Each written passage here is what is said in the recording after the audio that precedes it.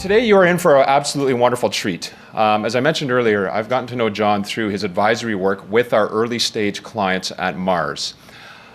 He's a seasoned executive with 30 years of experience, majority of which I believe is with J&J, in roles of VP Business Development and then an SVP and Strategic Alliances.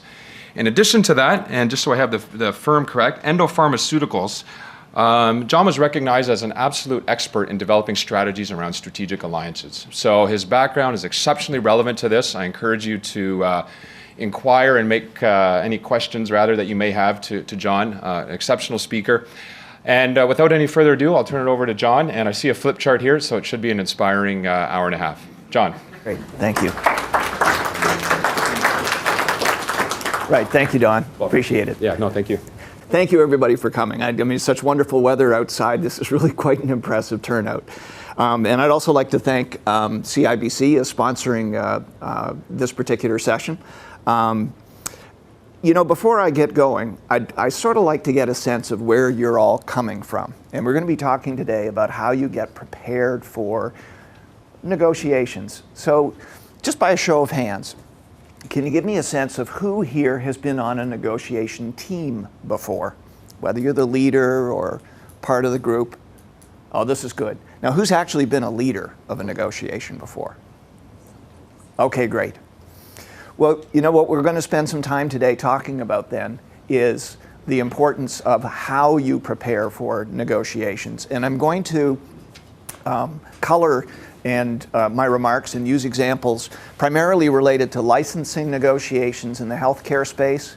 But I think what you're going to find is that the principles we talk about are generally applicable to virtually any kind of negotiation that you get involved with. And the preparation piece for negotiations, as I've come to appreciate over a number of years, is at least as important as the time that you spend in direct face-to-face negotiations. There's a lot you can do beforehand, and we're going to touch on a lot of that today. So I want to talk a little bit about what do you do before you press the negotiation button. And just to help us get prepared for what's coming next, partly so you can anticipate a little bit about what you might like to see and also make sure that I cover off what's important for you, I wanted to kick off with a little bit of an input session, keeping in mind these objectives for today. I'd like you to feel you're walking away with an understanding of what good preparation looks like for a negotiation. And secondly, come away with some reasonable ideas of how to improve your efficiency and effectiveness in preparing, because we don't always have as much time as we would like to prepare for negotiations.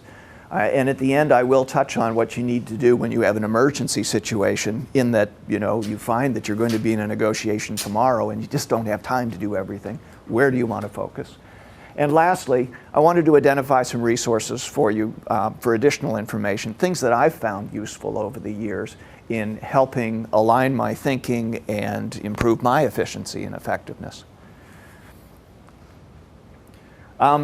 There are a couple of ways that, major ways that people think about how to approach negotiations. On the left, I'd characterize that as it's the win-lose approach. I'm going into battle. I need to get what I need in terms of value and as far as risk sharing is concerned, and the devil take the hindmost. There is another school of thought with a lot of variations, which essentially says both partners are coming to the table with different things, and a negotiation is a joint problem-solving exercise. How do you get the lock, fit the key, and you get something that actually works well? I have to tell you, I have seen both. I have been in both those situations, and I'm strongly on the right. I worked in one environment at one point where the lead negotiator believed that it was important that he be perceived as a hard negotiator, that he didn't leave a nickel on the table. And I can tell you, when you try and salvage a relationship and an alliance after that, is really an uphill struggle, because it really sets the tone of the relationship. And quite frankly, as we'll talk about, you may end up leaving an awful lot of value on the table if you don't put your minds together and think about what value can you create and how are you going to share it. So that's my bias going through this. So maybe a little group input. I mean, from those of you who have been thinking about negotiations, have been involved in negotiations, have led negotiations, I mean, maybe we can capture just a few thoughts from you about what are the things that you think are most important to figure out or to do before you actually sit down and start negotiating. Any thoughts? Here's one. Goals from both sides. Okay. Let's grab these. So figure out goals.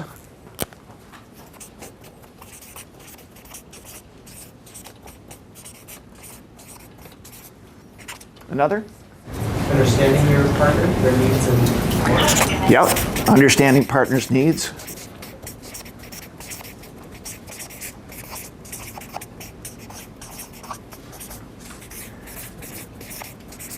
And wants. Yes. Understand their style for the negotiation, the left or the right.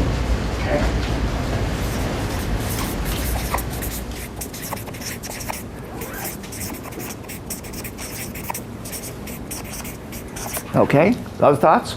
Timeline? Timeline to a decision or? Yeah.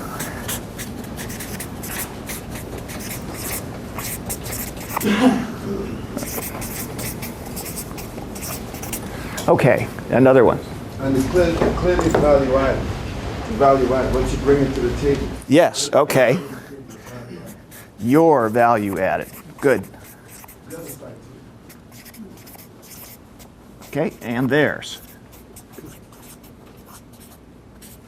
All right, couple more. Yes, sir. Partners you want to work with. Types of partners you want to work with. Okay. I'll call them potential partners.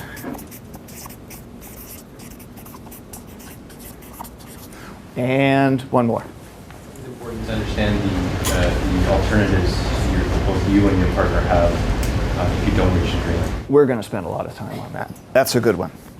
What alternatives do you have?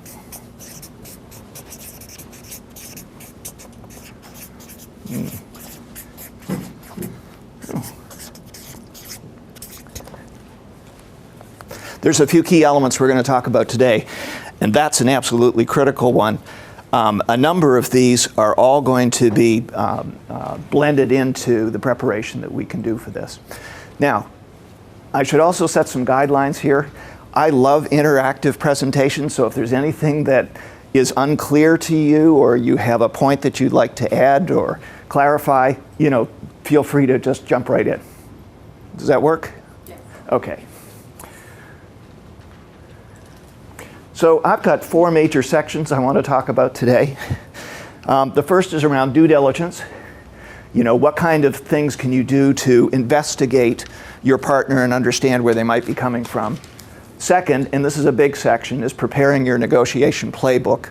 And a lot of that is helping you and your team understand what you're working with and how you should be thinking about things. I've got some thoughts on how to shape the negotiating environment, which can help improve your position in a negotiation. And lastly, the process of selecting and preparing the negotiation team is rather an important one. I have a friend who worked at one time for Rhône-Poulenc Rohrer. And if you know the history of that pharmaceutical company, it was Rhône-Poulenc and it was Rohrer, and there were other companies, and over time all of these companies kept getting agglomerated together, and she had to lead a negotiation team, and just trying to get everybody on the same page was incredibly difficult.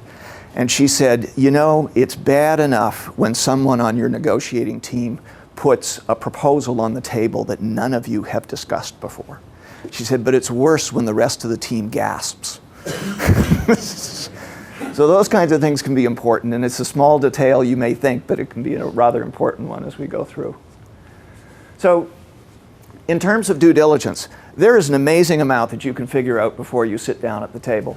And some of the key questions you want to know about is, what is your partner's strategic focus? The thing that you're sitting down to discuss. I mean, assume that you're the company that has some intellectual property or a product, and you're looking to a partner to co-develop it or co-sell it or take it forward.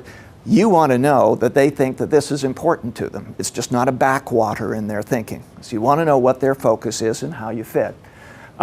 Second question is, are they financially sound? Are they going to be able to carry through with what's planned, whatever commitments are involved, so that this whole process is likely to work? But some of the other things that you can do that are often very helpful, and it comes back to one of the points here about, I think, negotiation style that you had raised, is how have their past partnerships worked? And in the healthcare industry, there's quite a lot of public information about partnerships formed. A little harder to see where partnerships have been dissolved sometimes. You may have to take a look at SEC filings or annual reports, or sources like Windhover or Recombinant Capital. That's what RECAP is. But that will give you an idea of the waterfront. Is this a company that churns through partnerships? For what kinds of reasons have partnerships been dissolved?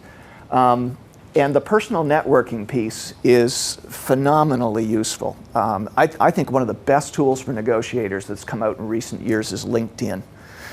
That you can find people that you may know already who have worked at that company or who know people at that company, and you can get a sense for what were they thinking when something happened and how do they approach these things.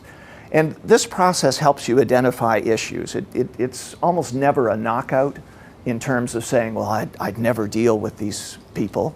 But they should be raising questions for you as you go into the negotiation of, is this going to be an area of friction or possible risk that I'll need to manage during the negotiation process? A fourth option, which can often happen these days, where technical due diligence may happen before the negotiation process is well underway, is if you have a group of individuals involved in technical due diligence, help them get you the information that you need. If you can understand, if you've got an idea of some of the issues that you've got about, how does this company make decisions? How long does it take? How many forums do they have to take things through before they can reach a decision? I'll give you a sense. One company, large company, pharma company that shall remain nameless, spent a fair bit of time with me once explaining how wonderful their decision-making process was. It was all carefully organized with inputs and not particularly long, and therefore they could be extremely responsible. When I started doing networking, I found that what I wasn't hearing was that company required 100% consensus before reaching a decision. So while they could be fast, in practice, they weren't. They were extremely slow. And for any of you who've got intellectual property or products to develop, your sense of urgency about moving things forward is almost always going to be higher than a larger partner that has a portfolio of things to work with. And so that's one of the key questions that's useful to find out. So your technical due diligence group, in those informal interactions with their counterparts as they check information and do all the rest, can gather quite a bit of useful information before you get to the table. So we'll move on to the playbook, and we're going to spend a fair bit of time here. There are a couple of key things to keep in mind. There's actually quite a lot in here that you can do. But I think by the way, all these slides will be available on the MaRS website. I'm not exactly sure how quickly they come on, but they will be on. And if any of you want copies of this, I'm happy to give you my card, or you give me your card, and I'll make sure you get a copy of it. Couple of key principles. Some people come to the negotiating table with positions, I must have this, and this is pretty carefully defined. The real thing that you're looking for is, what is it that they need at the end of the negotiation to go forward? And it's often not this, it's a little bit amorphous this that can be satisfied in a bunch of ways. Which leads us to the second point. A fair bit of time spent in advance thinking about how many different ways could I address my interests and the interests that I think my partner has goes a long way, because at the table you can start serving them up, having thought them through, and you can move fairly quickly in a negotiation. I'm going to point you here to a reference that I found particularly useful. When I first got involved as a negotiation leader, I'd supported negotiation teams for a number of years at Johnson & Johnson.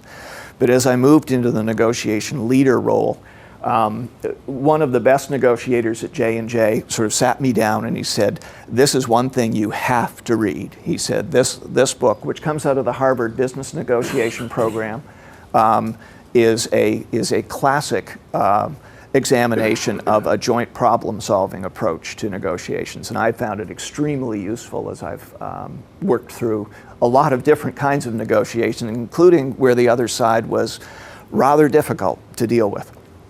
So it's one I can highly recommend to you. And they also offer a course, which I'll touch on at the end for those of you who have the time and the resources, because it wasn't cheap. But at the time, I worked for J&J, so that was rather helpful. There are 7 key elements that I look at in terms of what the playbook should include. And I'm not going to dwell on them now. What I want to do is dig into each of them as we go forward. So the first one, and the comment came up, what interests do you have? What interests does your partner have? This is all about what is it that you need or you care about coming out of the negotiations. And so it takes a reasonable amount of thinking. It's not just how much money do I want to have, how quickly do I want to have it, and how much risk can I push over to the other side. It also comes down to things like how are we going to work together, what kind of knowledge will be shared, how will my other company's aspirations perhaps be served by this? As many of you know, that first license that you may do as a small company, if it's an established partner, it can sometimes make the reputation of your company as a serious player. That could well be one of the interests that you have. And as your company gets larger, it gets harder and harder to satisfy that second bullet, which is how do you get alignment between all of the players in your company? Of course, even when you're starting out, you may have investors who have different ideas about what should come out of a licensing agreement. You may have your board, you may have your co-founders or key management who all have ideas. And I can certainly tell you that in a decentralized company like J&J, this was the hardest part of the whole process, which was to figure out what is it that you're going to be trying to achieve in the negotiation, and what limits are there that you'll have the freedom to negotiate within before you have to go back and check and get empowerment to go forward. That took a tremendous amount of time. Once you had it, of course, you could move fairly quickly. And of course, as far as the other partner is concerned on the other side of the table, if you've done your due diligence activities well, or you've networked well, or you're knowledgeable about the industry, I think you get a pretty good idea about what their business interests are. And you're still going to check them in the negotiation, but you'll get a good idea. What's also helpful, though, is to have some understanding about what the personal interests are of the negotiator on the other side of the table. It can do a lot to help things work well or not well. And I think as you've come to appreciate, those of you who've been in negotiations, you need to build trust with your alternate number to be able to get anything done. And if you can't do that, it's a real uphill struggle and sometimes not possible. Now, I don't mean, personal interests in terms of do they like to golf or, I'm thinking in terms of, what are they going to get out of it? Some new negotiators feel that they need to prove themselves as negotiators, and you find a variety of behaviors in front of you sometimes, proving that they're a hard negotiator or that they've done all the homework in the world and they know everything and there's nothing that you can tell them, or just feeling their way. There are a lot of different things, and that where they're coming from can help improve or get in the way of what you're trying to do. And there are people, of course, who are in the negotiation game who are saying, as soon as I finish this deal, if I finish it well, then I get a promotion and all this kind of stuff. So it's really rather useful. You can do some of that research in advance. Some of it you really need to sit down with your alternate number as a negotiator. You need to find some social time away from the table and just get to know your alternate number and what's important to him or her. I think you'll find it almost always pays real dividends.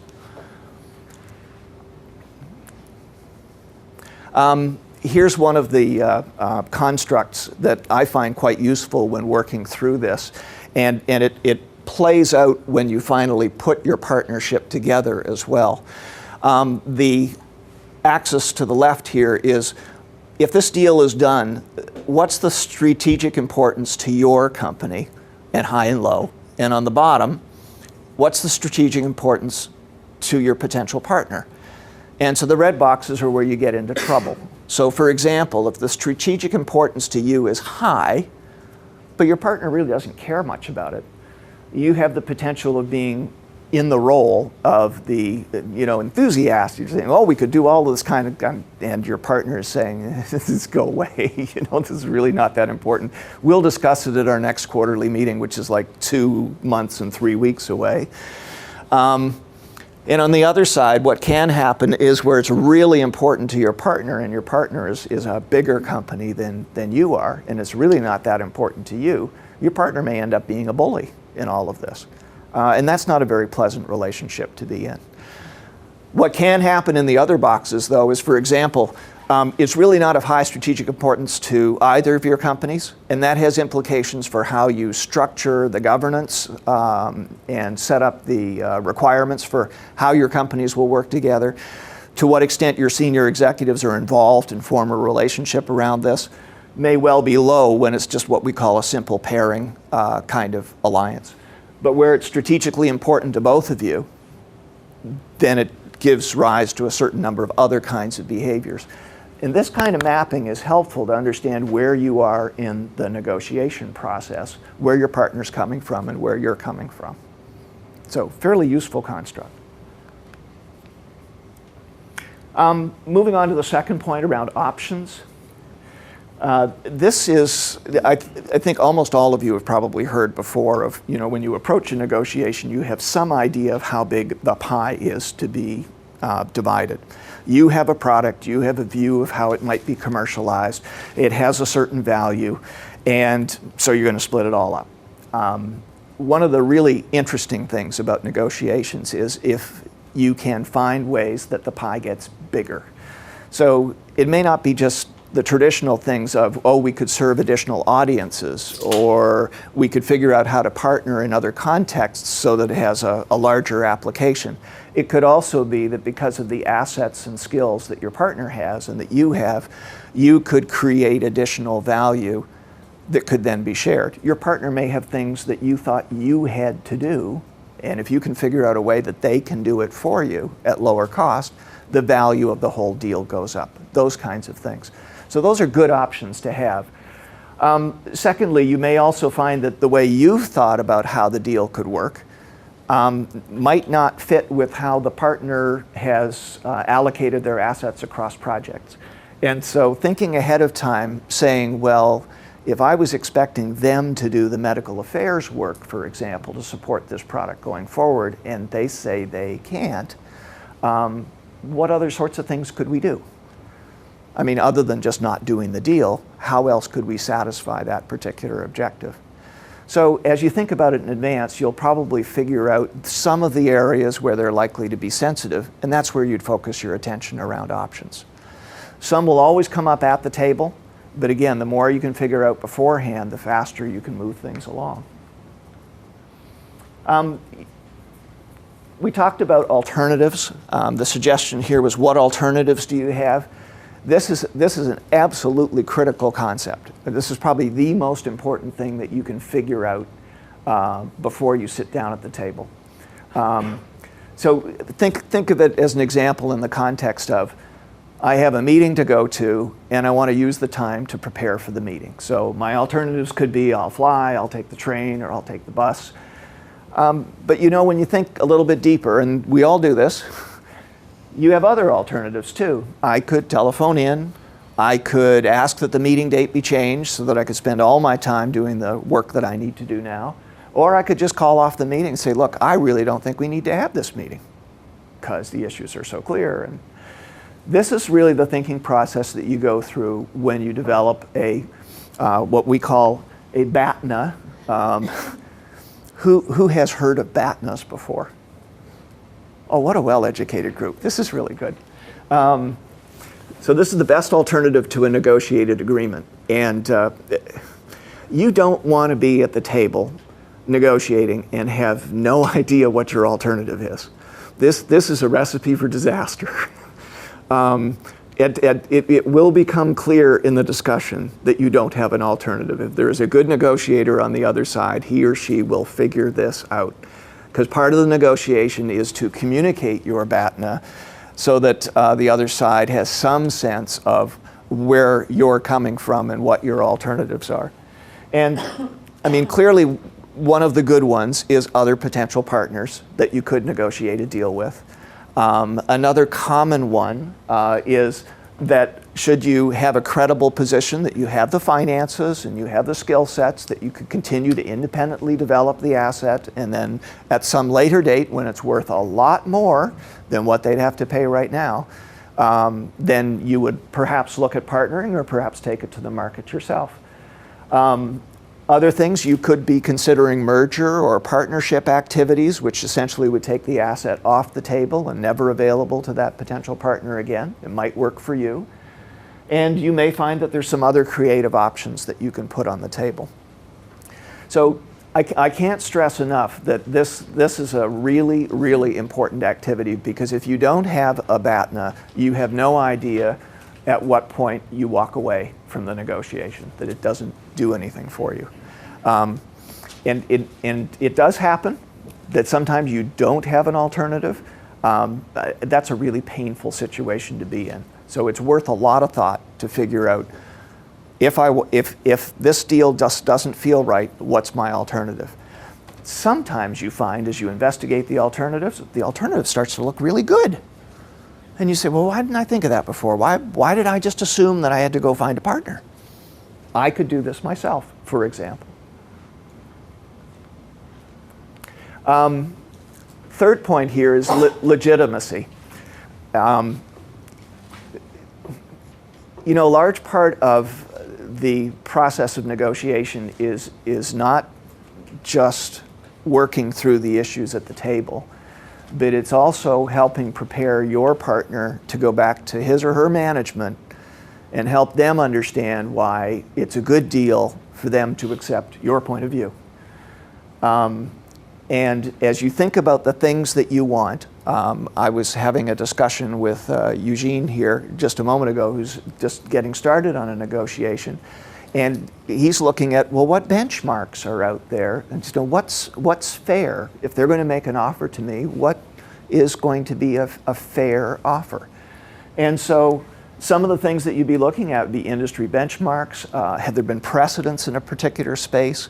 Are there principles, even sandbox principles, like, you cut the pie and I choose the piece. Those kinds of things are rather useful constructs to go through. It has real benefits for you in terms of the joint problem-solving approach. It shows that you're not just being an intransigent individual who says, I got to have this. But it says, look, there's a fairness approach that we're trying to get to an equitable solution that works for both parties, and it's based on principles of fairness. And your partner can explain it to his or her management, which is often the critical part. So this is something that you can do in advance, should do in advance, and think about, how do I justify what I'm looking for?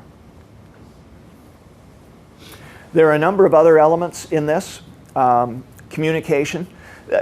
This is, if you've ever worked in a environment where you're dealing with a partner that comes from a different country or a different culture, and whether it's been in a negotiation or not, you've probably all had the experience of having to work really, really hard on making sure that they understand what you're saying. Your use of visuals, your use of language, restatements, all of those things, checking for understanding to make sure that your message is heard. My family still teases me about the time that I was trying to teach my 3-year-old niece about how to put ornaments on a Christmas tree. And I kept talking about, now you take the branch and you take the ornament and you stick it on the branch and do all this. And at the end of it, she goes, what's a branch? So good lesson. So If you have a sense that people are going to be coming from a different place, like they're going to be listening to you through some filter and you're not sure you're going to be heard, then you may think more carefully about how am I going to ensure that they understand exactly what I'm offering here. A second part here, and we did this a little bit at the beginning, is if you start thinking about what you think you should hear from the partner as you're going through the negotiation, it tunes your mind to when they say something different. So it's not that you tune out, but if you think that your potential partner is going to say this and this and this and this, and you're listening and you're going, okay, they said this, oh, they didn't say that, or they said this differently. Those are really good clues for you that there may be an interest for you to uncover and dig in and find some value. So that part of communication is quite useful. I touched on this at the beginning around relationship. The tone that you work with in your negotiations does carry through into a collaboration. Now, you can think of negotiations where it's strictly transactional with a partner that you're never going to see again, where the relationship may not be that important. It may not be completely unimportant, but may not be that important. For example, your reputation in those kinds of things sometimes does get out about how you handle yourself. But if you're going to work in a put together an agreement that involves your companies collaborating, and trust me, I have seen this, that where you fight over that last nickel on the table, it comes back to bite you in the collaboration, and in a number of ways. For example, having worked for Johnson & Johnson and actually having led the global commercial team for erythropoietin, I can tell you that the relationship between Amgen and J&J was toxic, absolutely toxic. And the two sides spent, probably a couple of $100 million on legal fees, while they generated billions of dollars of sales from the product. But it consumed incredible management time downstream. And there were endless opportunities for collaboration that were foregone because the companies just wouldn't talk to each other. And it all came out of the negotiations.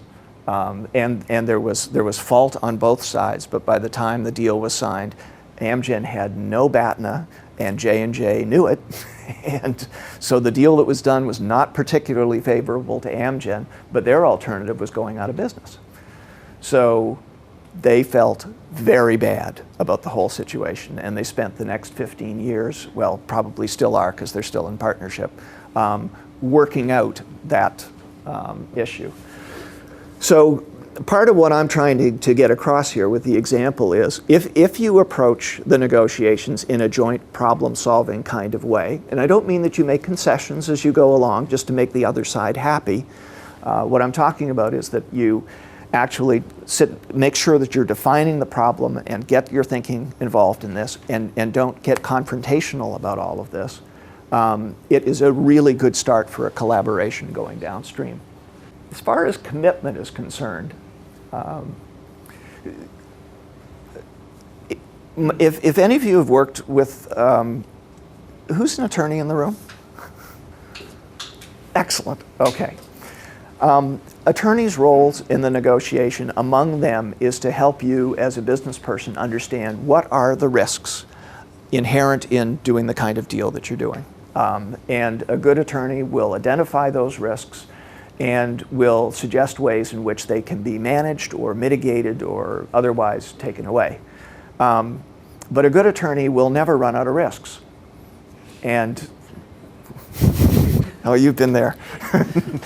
So eventually you're going to have to say, okay, I think we have enough to be assured that we can move forward in all of this. So part of what you're going to be doing in your planning is thinking through, what does done mean? What are the things that I'm going to need as commitments from my partner to ensure that this deal will go through, and what are those risks that have to be managed? I can't tell you the number of times I've had the discussion with people who say, I got into this deal, and then the partner just sat on it, or took 3 times as long to do things, and there were no consequences in the agreement. It just took forever, and then after we lost our chance to be first to market or have the leader's advantage, they said, okay, we're not interested anymore, and here you can have it back, and you've essentially lost a tremendous amount of value. I mean, keep in mind, most of the agreements that you'll negotiate, particularly in licensing agreements, the true value of the agreement is downstream. It's not in the signing fees, it's not in the initial milestones. Usually those help you recoup expenses along the way. The real value is that it gets commercialized and it is a success, and the royalty stream comes in, and it's a good deal. So those kinds of things where the partner drags their feet or gets distracted by other things or decides on another technology to pursue rather than yours, those are real concerns in the agreement. And so thinking through what it is that you really need your partner to do to maintain that first to market status or whatever, and then thinking about what are the consequences that are appropriate to negotiate is a really useful discussion. And consequences can include all sorts of things. I know you've heard of minimum royalties, always a tough discussion with a big partner. Minimum investments can happen sometimes. You can attach milestone triggers to certain consequences. For example, if you expected that a regulatory filing was going to be made, my gosh, no later than 4 years from the day we signed the agreement, and you get there, a consequence might be that the agreement at your option becomes non-exclusive, that you can go out and license somebody else to compete. They lose a tremendous amount of value. It's quite an incentive for them to actually hit the milestone or get out of the deal. Those kinds of things are really worth thinking about up front. I'm doing all the talking. Is it no questions? You guys are all good with this? Interesting. Okay. I want to talk a little bit about shaping environment. And I don't mean that, you arrange the lights to be in your partner's face, or, that your side of the table is elevated 8 inches so that you're looking down on them, or any. Those things are fun, but they don't really work. The things that you can do before you get to the table, among these, if you can, is create some buzz about what it is that you're doing. If nothing else, you get more potential partners alerted to what it is that you're doing, and your BATNA improves in that regard. But what it can also do is that, and these kinds of things could be posters at conferences, they could be a variety of things that gets noise out about what it is that you have to sell. And it can improve the acceptance of your partner's management, for example, with the deal. Like, oh yes, I've heard about that. That's the new thing, and this can help. Using public statements to reinforce key interests. If you think you've got a particular issue in your negotiation ahead and you want to send a strong signal that you are after a particular thing, CEOs speaking at industry meetings, messages in the annual report, a variety of things that you can put out there and are discoverable by your partner can help frame where the negotiation starts. And if you've got a particularly strong asset and you want to invest the time and energy to get this right, that's one of the things that you can consider. I worked with I ended up doing an agreement with a small Spanish company that was the best I had ever seen at getting out information about the development progress of their oncology product. And for those of you who spend time in the pharma space, this was at the time that Erbitux was just about to be licensed by, or just had been licensed by Bristol Myers Squibb for something like $1 billion up front. And so everybody who had an oncology asset was saying, well, that's the new deal. Everybody gets $1 billion. And so what they were doing was remarkably good about talking about their asset and how it was coming along in development. And when they sat down at the negotiating table, they had 10 potential partners, all there, all ready to send in term sheets. It was, for them, it was just, my goodness, like Christmas time.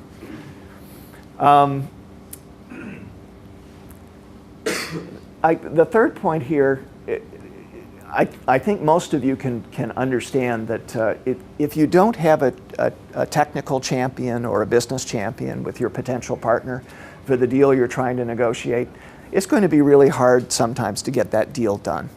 particularly if the company you're dealing with has a portfolio of things that they could invest in. And recruiting champions isn't always simple, but there are some tried and true ways to do it. One, of course, is that for your scientists to spend time at conferences where the scientific staff from your partner company are likely to be, and get them engaged in the technology and thinking about how it could benefit them, and so that they will be supportive of it when the licensing negotiation starts. Your senior business people, if you're not that person, spending time talking up the opportunity and trying to get someone at the company excited about how this particular asset would fit their company. So if you don't have a champion, it's hard to do the negotiation. But what's also difficult is once you do the deal, you're at risk for the agreement getting lost. If you don't have somebody in the company who's willing to fight for the asset and to help move it forward, it often can get lost. Very important part of what you do. A last point I'd touch on here is identifying and developing back channels of communication. And I don't mean that you're going around the negotiating team. What I'm trying to give you a sense of is there's a certain amount that happens at the negotiating table which can be staged. It can be also just an unfortunate, emotional outburst kind of thing, and you say, oh my God, what's going to happen now? It's usually helpful to triangulate or be able to triangulate on what's really going on at your partner shop. And so what's often common is, for example, there are board member connections that you can identify, and if you need, you can use. There's personal connections between your staff and staff at the other company. That without breaching confidentiality, you can get a sense for, wow, we had a really tough meeting yesterday. What's the feeling there? These things can help you as you go through the process. Can I ask you a question? Sure. When you're creating the positive buzz, does that spoil the chances of your best alternative? Like, would they feel like, how come we're not the ones at the table instead of those guys? Like, is that a possibility then? Okay, so did everybody hear the question? Oh, so the question was, if you're spending energy building the buzz for your opportunity, could the potential partner you're perhaps already in discussions with feel like you're not serious about doing the deal with them? If I could paraphrase? No, like, you know how you said always have a backup? Yes. Like an alternative, like plan B. So you're going with partner A and creating the positive buzz around partner A, and you're oh, now I understand. Partner B feel, why am I not partner A? Okay, that's a great question. Typically you don't talk about who you're in discussions with for a partnership. That's usually one of the givens at the beginning. As you sign a confidential disclosure agreement, there's usually a clause in it that says, and neither party will say that they're in discussions with the other party until the deal is closed. Because it could be embarrassing, Who wants to be a suitor who is then, unsuccessful? So everything is kept quiet. So no, that's a good question. The buzz is all about the asset, how useful the asset could be, how much it could change the field of whatever it is that you're working in, so that it makes it a desirable asset. But yeah, you're absolutely right. If you were to say, oh yes, we're in discussions with partner A and we really like them, that sort of closes the door to a lot of others. You're right. Yes, question? Yeah, the question I was just given. For someone who's a neophyte in all of this, how do you get dress rehearsals? Oh, you mean how do you practice these things? Yeah, because the first thought would be, well, how about if we approach a partner who we're not that concerned if we fall through? We get lots of practice in being able to negotiate with a partner who we would like to do the deal with. Is that ethical? If you're absolutely certain that you're not going to do the deal with that partner, then I wouldn't do that, no. But if there is a possibility that you may discover something in the process of negotiation, I'm just thinking this through. Some companies are resourced well enough to at least carry out preliminary negotiations with 5, 6, 7 potential partners. Most companies feel they have to narrow the field substantially before they get to the end. I'm an advocate that if you can possibly do it, always keep two parties at the table until the end. Don't tell anybody that they are out of the game. Even if you're pursuing things rapidly with one partner, try and keep your alternatives together as long as you can. But to the sense of practice, there are places that, I mean, there are courses that you can do where you get actual practice with the techniques of negotiation. That's possible to do.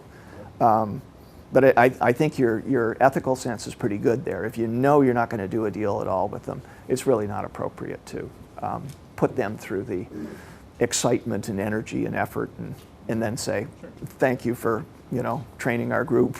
Yes. I can see why you would want to, but any other questions? Yes. As a new venture startup, what are some of the major markers, generically speaking, that one could look for in the negotiating room that your negotiation's going a little awry, a little downhill? Oh, that's a good one. The question was, what might be some of the early red flags that the negotiations aren't going where you want to? One of them is how quickly people return phone calls. I mean, that's a really good indicator. You know, things are going along and all of a sudden you can't reach the other negotiator. Oh, he's traveling, or oh, she's in a meeting, or she'll call you and you go, this doesn't feel good. I think another is you can sense a tone in the negotiation room when you get together that if you'll see a change. Typically, if they've been reasonably cooperative in going through, you can see all of a sudden they're more dug in, and it's appropriate as the negotiator to say, I've noticed this, by the way. We both seem to be on the same page about solving these problems, but right now you seem to be a little different. What's changed? And you know, most people that you work with, at least in the healthcare environment, come from a pretty strong ethical background, and you ask a direct question like that, you'll often get a pretty good answer that tells you what's going on. But it's worthwhile asking the question. Anybody else have red flags to contribute that they've seen where you sort of said, this was the first signal that things weren't going well? Sit on the other side of the table. What they were on your side and they moved to the other side of the table? Come back. Yeah, I'll ask you one question when you're moving forward. You talked about the pharmaceutical industry and that this one company got $1 billion, right? yes. On the thing. But I guess, you know, it was, you know, in the pharmaceutical business, that it takes a company sometimes 15 years to develop a product to come to that point, and they might have spent, say, $800 million or $950 million, and they're only really making like $20 million. You've been reading the Tufts University reports, haven't you? Yeah, exactly. Those are the kinds of numbers that go on. So, It's kind of science. So like I was always, you know, you check to see how long it takes to bring a product to the market, and you might get $1 billion, but it might cost you $1 billion too. And everybody sees the billion, right? well, that's a good comment. I mean, some assets are worth that much. This particular case was actually a fairly early stage asset. It was in phase 2. So it was an unprecedented amount that was being paid for it. Oh, it had been in clinical trials, and they had demonstrated that it probably would work.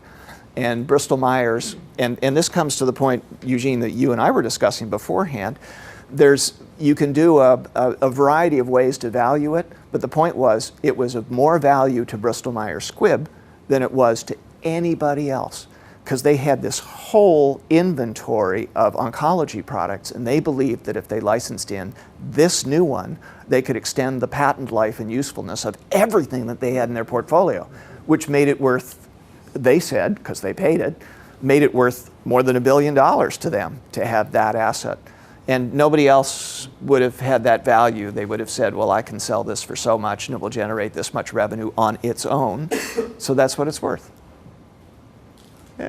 Was a perpetual patent is going to be if you got. Well, it was a multiplier value.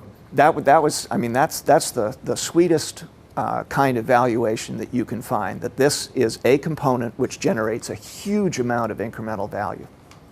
That's a nice. Beyond the product itself, it's also the underlying value that creates it attached to all the other.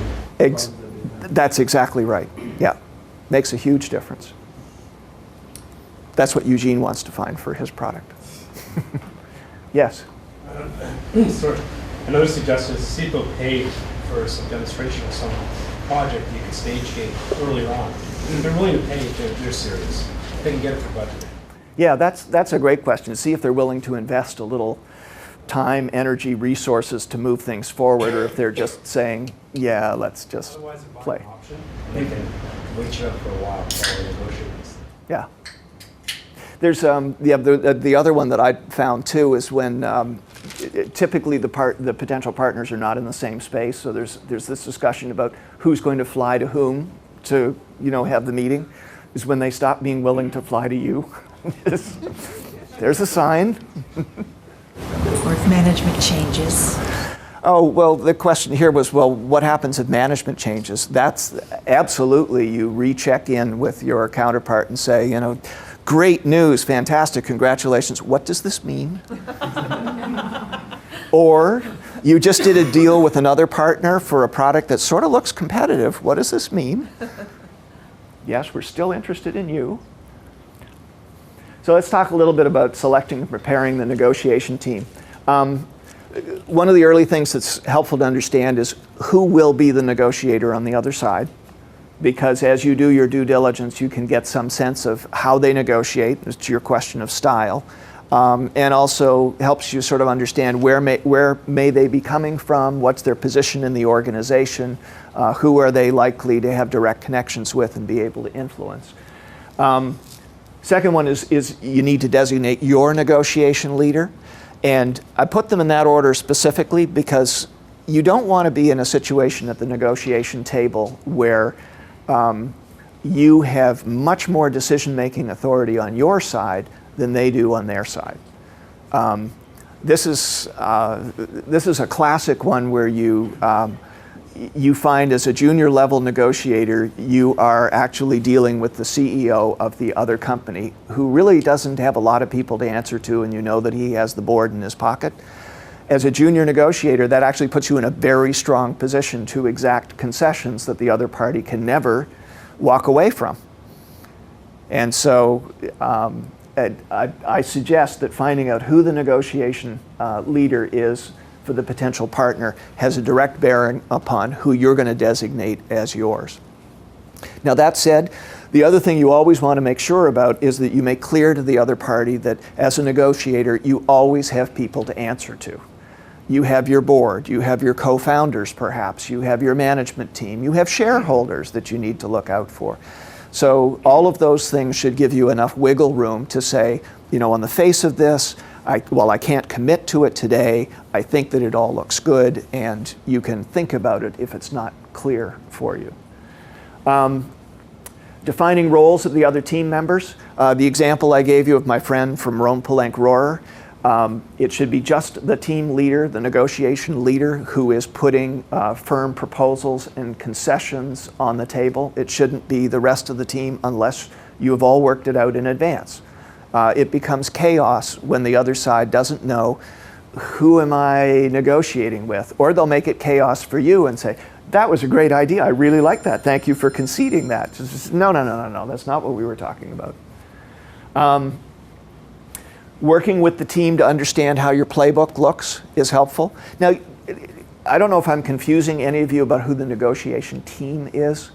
For me, typically, in the later stages of the negotiation, typically I'm working directly with a lawyer, and I may, depending upon the issues that I'm looking at, be working with either a finance person or a technical person, but it's not a big group of people.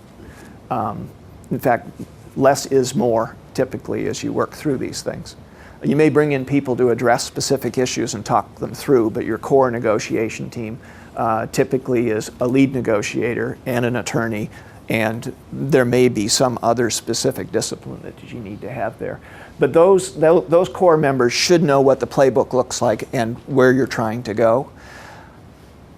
And lastly, sometimes we forget that the companies that we're dealing with are sometimes publicly traded, and so it's very worthwhile to make sure that the ground rules are carefully laid for the team, that we really can't say that we're even in discussions with this other company, and it certainly would be the wrong thing to do to talk about any of the issues that we're talking through or anything else. That has to stay within the team.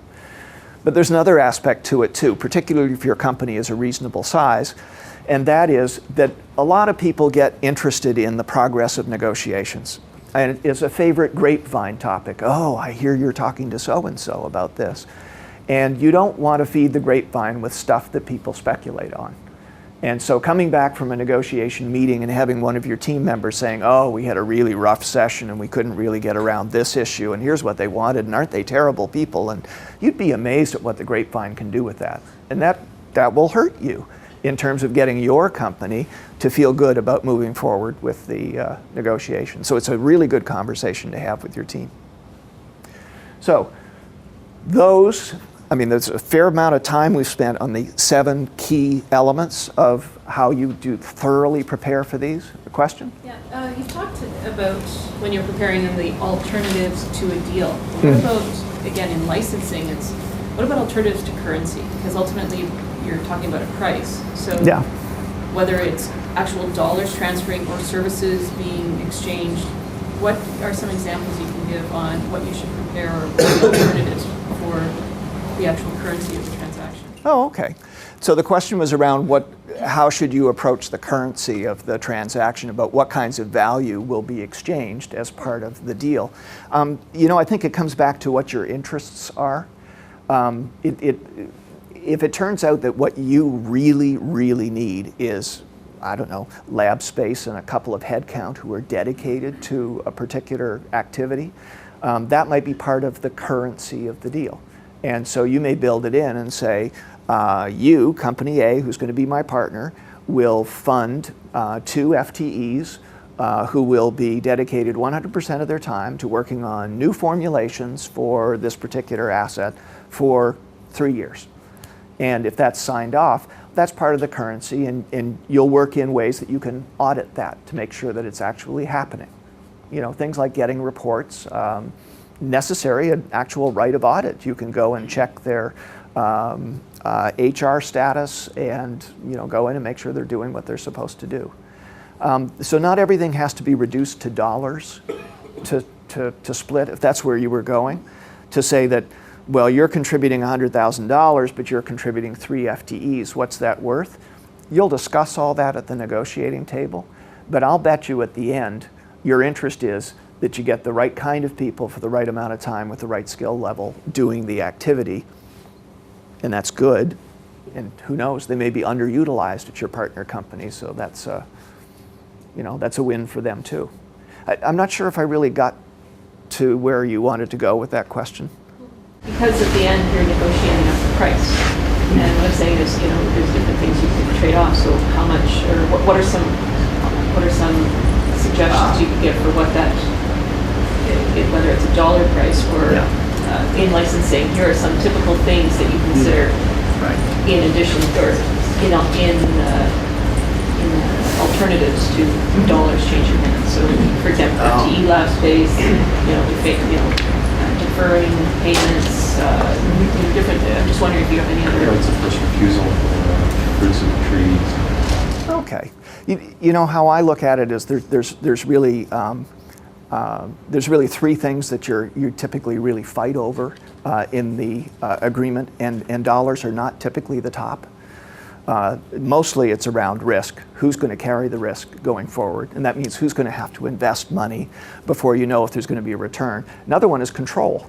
Who gets to make the decisions downstream? When we get to a place where you have to decide about further development investment, can I make the decision to make you invest the money?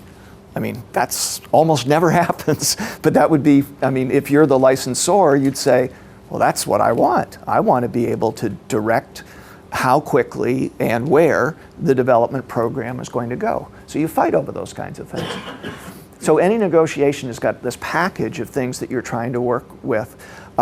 Who's going to take responsibility for this and this and this? Who's going to pay for this and this and this? When we get to the point where we're earning money from this, how are we going to split it up?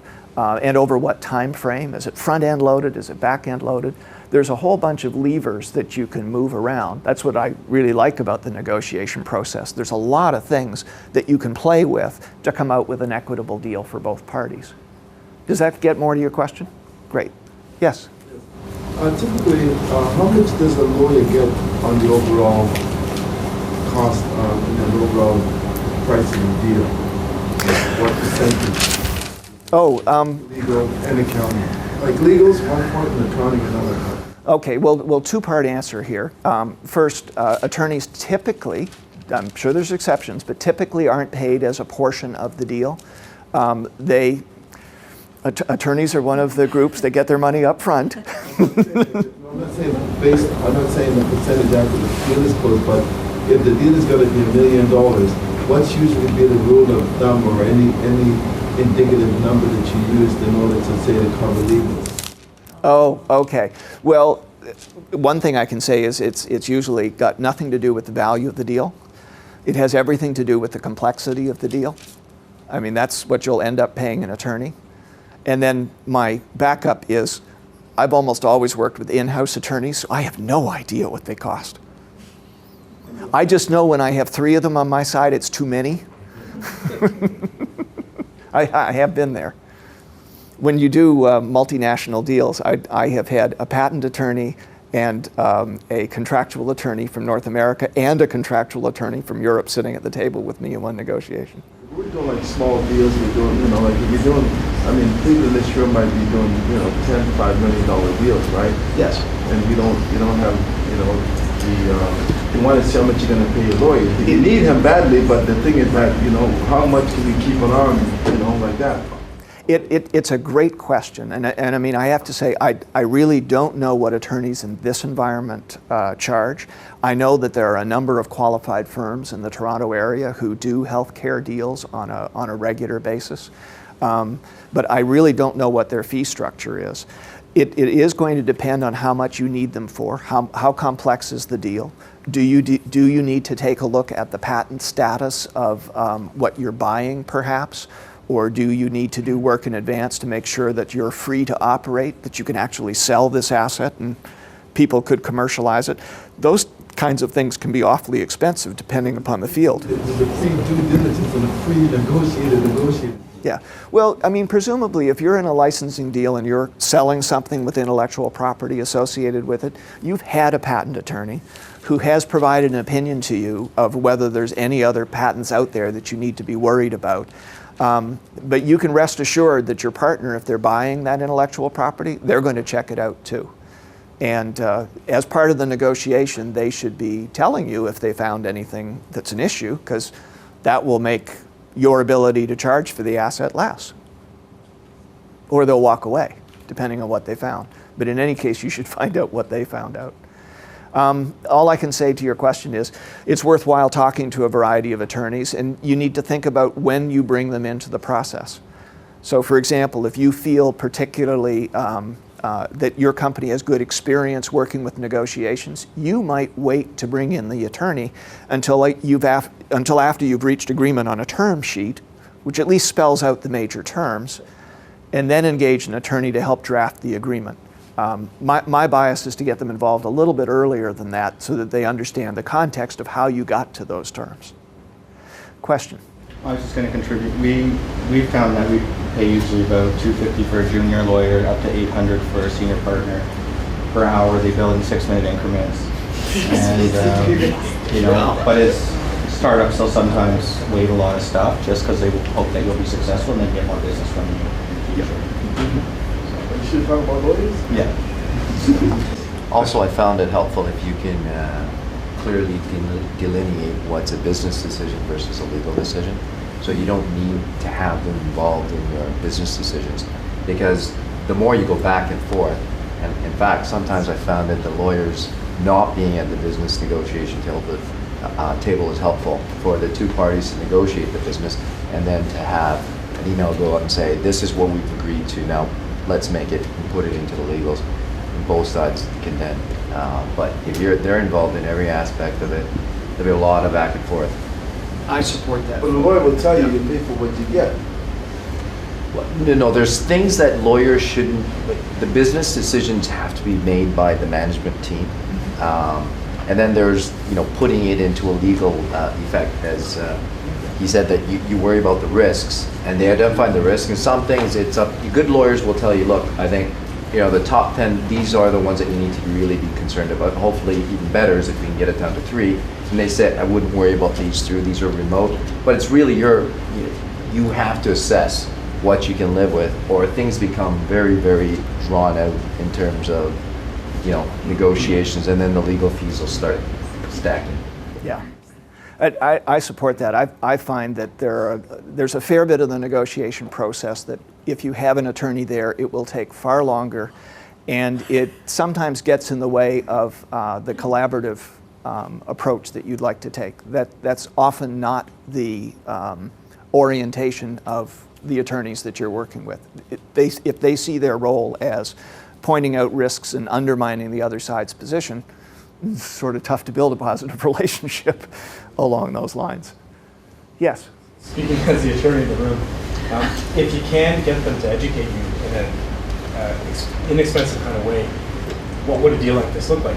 What's the latest article? Give me a precedent so I go in knowing what the hell these guys are talking about in terms of the terms.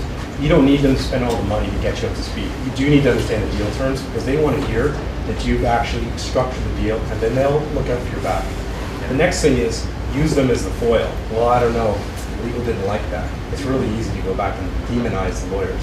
As much as I don't like to demonize them. No, thank you. That's a really good point because that is a really appropriate way to work with your legal support in the negotiation, as a sounding board, as a check for reasonableness, and also to identify issues in advance that we're looking at this kind of deal, and your attorney should be able to say, there's 2 or 3 things here that may be issues, and you may want to check those things out. Yeah, and you should interview them first. How many of these types of deals have you seen before? Because you don't want them being educated in your file. Yes. They should be able to give you the hurdles right up front. You're going to have problems. Your size is this, they're big, you're going to have these issues. Heads up. Yep.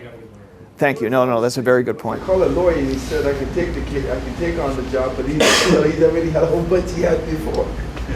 I've been working through this recently with another client, and the initial tendency of the board was to say, well, we'll see if we can just get an attorney that has some kind of experience but not very expensive. And there are some implications here. A skilled attorney beside you sends a message to the other side that you are professional and that you are also going to move through this in some kind of expeditious kind of way. I think that's an important message. And I think the other message is you don't want to have to pay for someone's inexperience, either because they're on the learning curve or they may not have seen the things that you need to be aware of in the negotiation. So it's worthwhile getting competent representation with a reasonable reputation in these things. This is a good discussion. Yeah. Question? Well, just a point along those lines in terms of being experienced. You talked about the differential hourly rates between a senior and a junior guy. So the senior guy put us onto a junior one at half his rate, but it was taking the junior guy 5 times as long to do anything. To talk to the senior guy, and in 1 second he would give you the answer. Yes. So we went back to the senior guy and said, we'd rather work with you. It's actually turning out cheaper. And it's a shame that that 6-minute increment couldn't have been utilized for the junior to go to the senior guy and say, well, what about this question? Because 6 minutes of the senior guy's time was probably worth a lot more than 5 hours of the junior's time to figure it all out. You're right, experience really counts here. And someone who has the confidence of saying, I've seen the waterfront of alternatives, this is really where you need to go, focus. Yeah. Take note of those situations and then go audit the bill. They'll settle on something. I'm learning things here. This is good. Question. Another question. Okay. Say you're negotiating this average royalties licensing 3 to 7, 10%. And so you've got a manufacturing group that's going to manufacture, sell, distribute, you get your royalties. What are the consequences if they don't deliver, say, within 6 months, they're going to deliver $2 million in revenues, you get 5% royalties of that, they're not delivering. What are some of the consequences that you've seen to penalize them, or what happens in that case? I've seen a number of options around this. Usually there's some time-related things. If, for example, you're supporting the launch, that from the time regulatory approval comes through, there is a limited time after that, beyond which, if they haven't launched, there are penalties that start accruing. During the life of the agreement, if there's a failure to supply for some period of time, then you can put in monetary consequences. You can enforce a right for them to tech transfer to another manufacturer, which is going to cost them money to do. That's difficult to enforce, by the way, but because they really drag their feet on that kind of stuff. But you can, to a certain extent, ensure that you've got reasonable priority. Stuff happens, though. I mean, Assuming stuff doesn't happen, and they give them an overly optimistic sales projections, and you believe them. Oh, yes, okay. So 6 months go by, and they might be 10% of that sales projection. Right.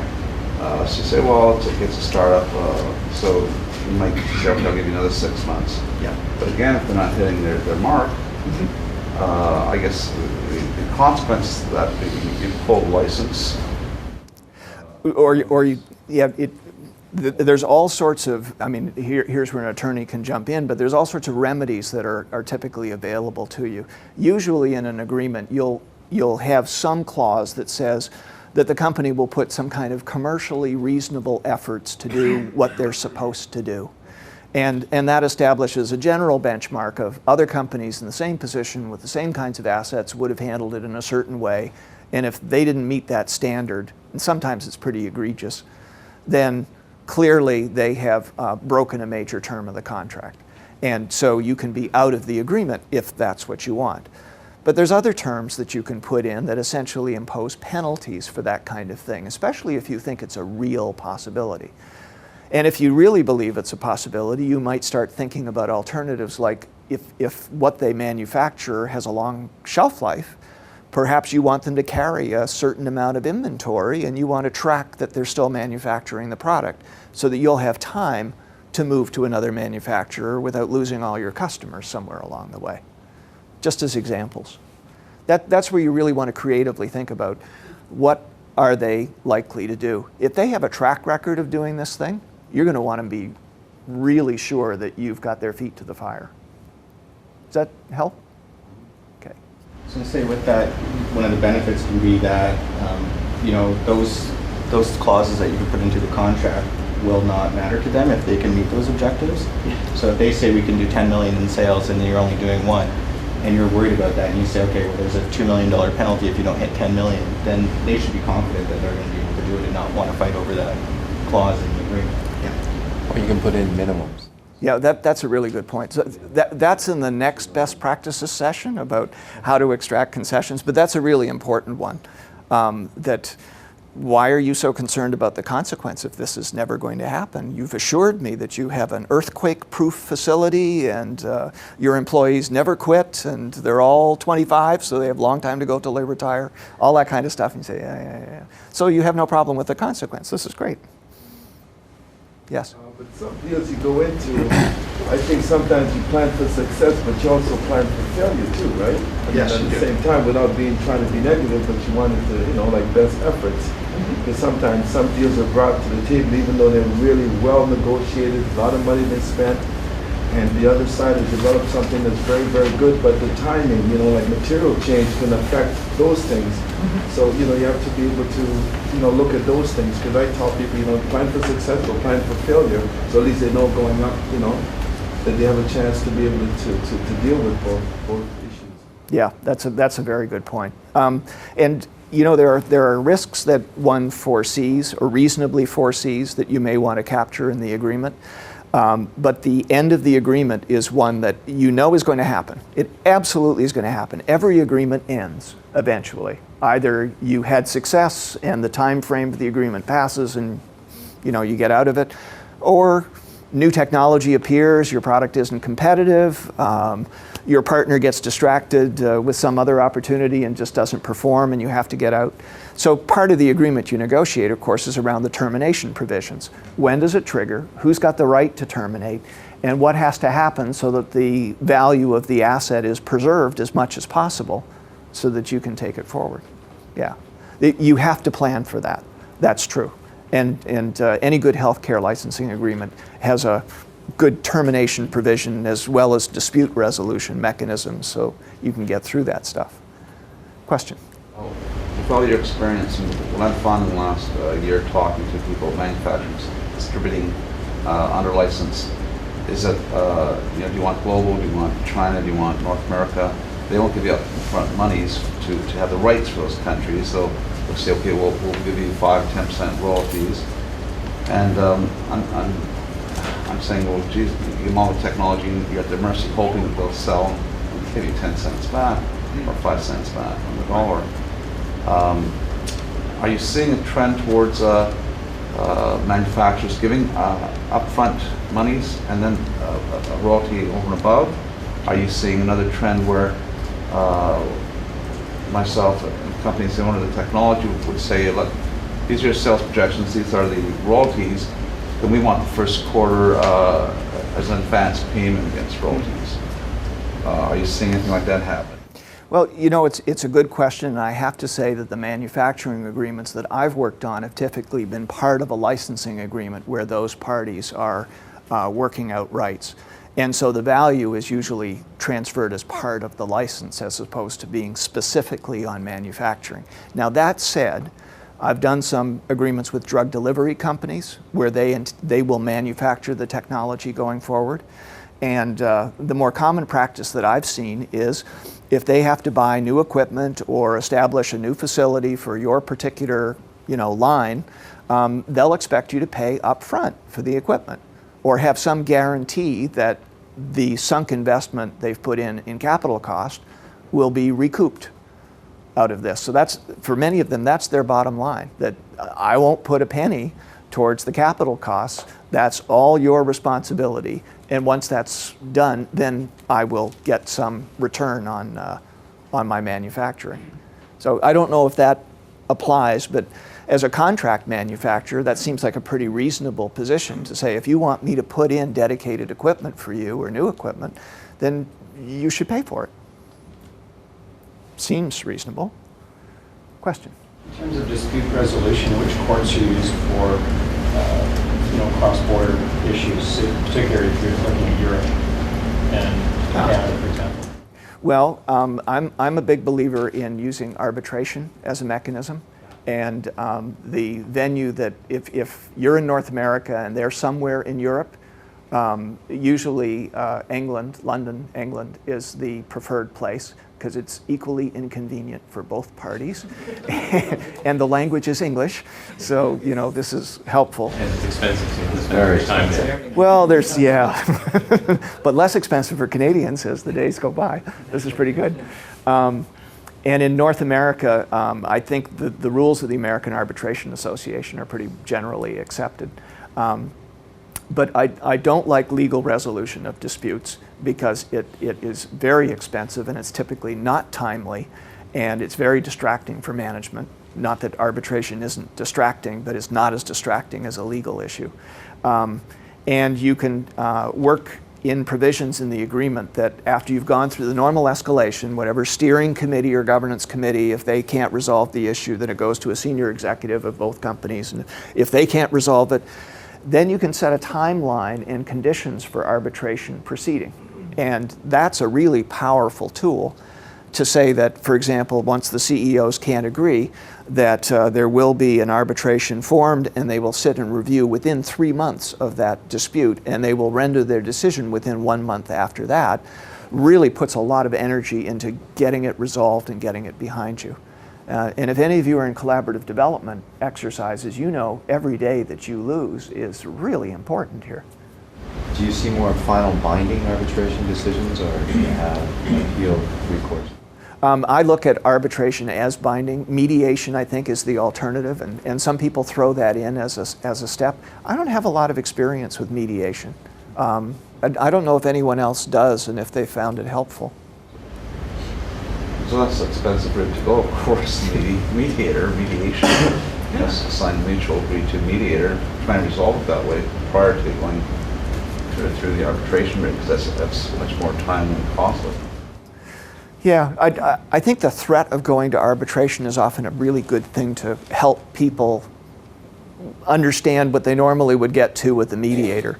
But a mediator can often help people to understand why the position they may be taking wouldn't be perceived as fair by the industry at large or whatever. Or can just get the parties to talk to each other. Because you know sometimes these disputes arise because frankly it's because the people don't like each other. And they can't have a constructive conversation. That's not a fun relationship to be in, by the way. Been there, done that. Other questions? Yes? You're not going to sue your first customer. It's not good for PR. Yes.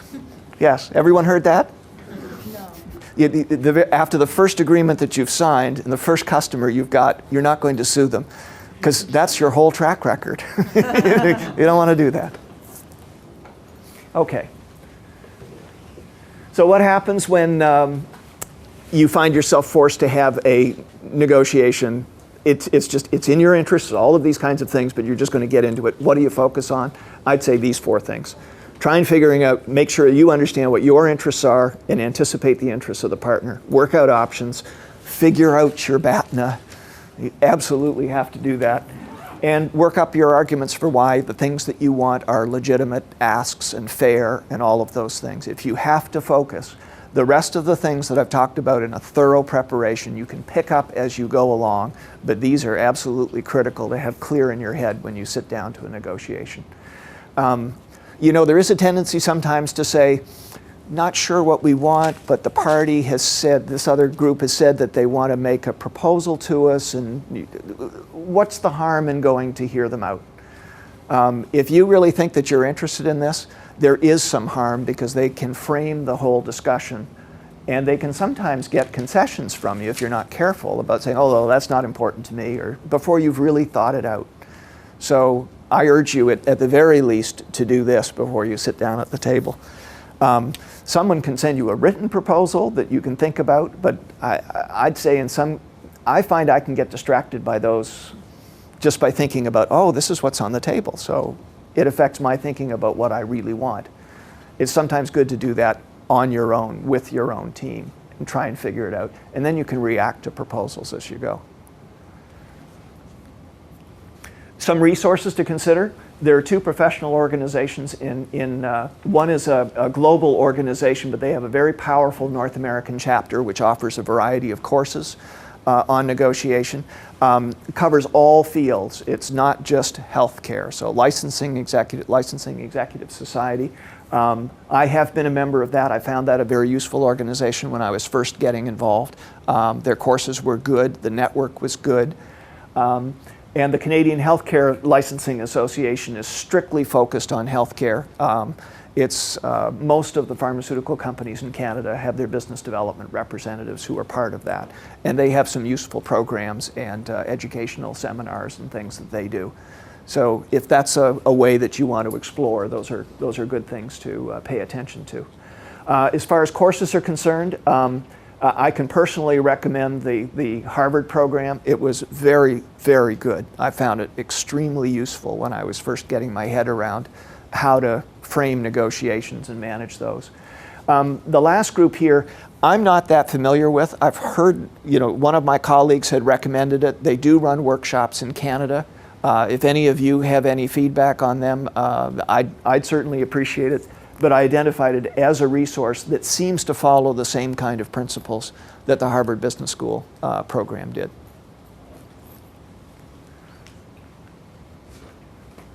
So these are what our objectives were for today. I hope you took away some things around what good preparation can look like, and maybe some ideas about how you can perhaps be a little more efficient in how you invest your time in getting prepared for negotiations. And there are some resources there. And there are some good literature resources as well as far as negotiation is concerned as well. And my favorite is just the Getting to Yes program. Any further questions? Good. Okay, thank you.